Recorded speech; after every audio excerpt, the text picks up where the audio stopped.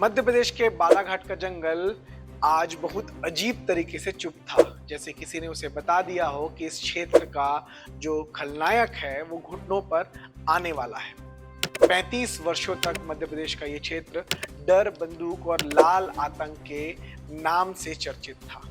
गांव वालों की धड़कनें तक इनके इशारों पर चलती थी, पर आज ये खामोशी कुछ और ही कह रही थी। और इसी बीच धूल उड़ी, पत्ते हिले और दो परछाइयां सामने आई, सुधाकर और मंगलू। वही दो चेहरे जिन पर कुल मिलाकर 43 लाख रुपए का इनाम था और जिनके नाम पर लोग घरों में बंद हो जाते थे।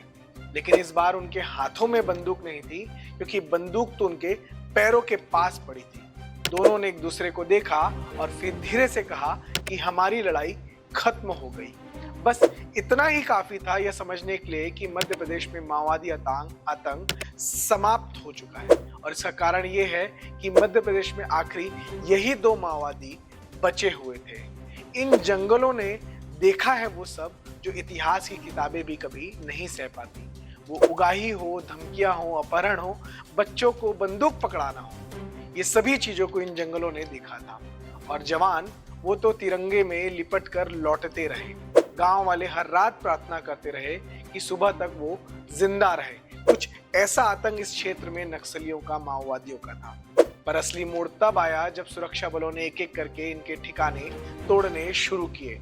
नक्सलियों का एनकाउंटर शुरू हुआ। जंगल के नीचे छिपे SLR और इंसास, वायरलेस दवाइयां और उनके नक्शे सब बाहर आने लगे। और जब आखिरकार आखिरी दो सशस्त्र माओवादी सुधाकर और मंगलू सामने आए, हथियार डाले, सर झुकाया, तो सिर्फ ये दो लोग नहीं हारे थे, पूरी लाल आतंक की कमर टूट गई थी।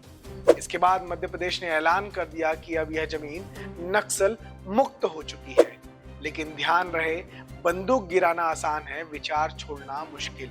अगर हम जागते रहे तो ये शांति मजबूत होगी। अगर हम अलर्ट नहीं रहे तो वही अंधेरे फिर लौट सकते हैं।